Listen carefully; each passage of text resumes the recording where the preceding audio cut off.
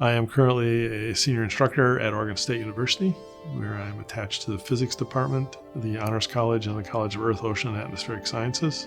Before going into astronomy, I went to school and have a degree in fine art and photography. And that was great for showing the world how you might see it to other people.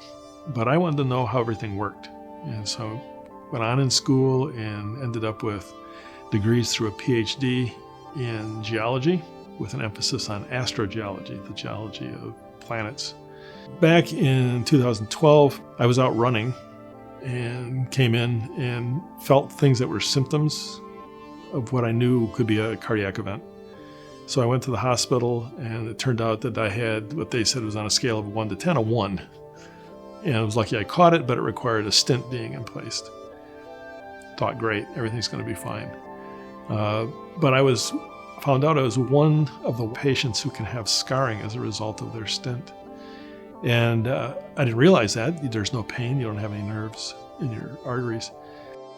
And I had a series of really bad back spasms that lasted about 3 weeks.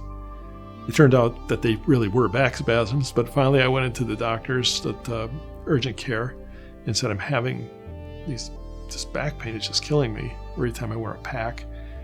And I had a very conscientious doctor. And she said, you had this clot 7 years ago, and we'd really like to check and make sure you're okay.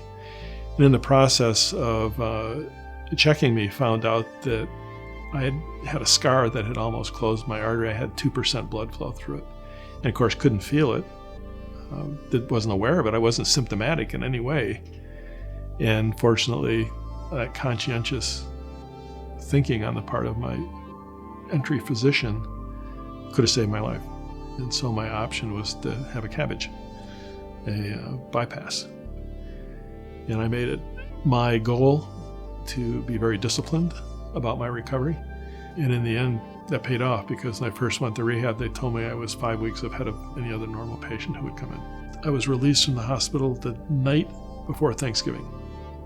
And I said that my final exam for my students was on December 6th, and that it was my goal to be able to walk into the room for their final exam. I wasn't walking very fast, but I made it.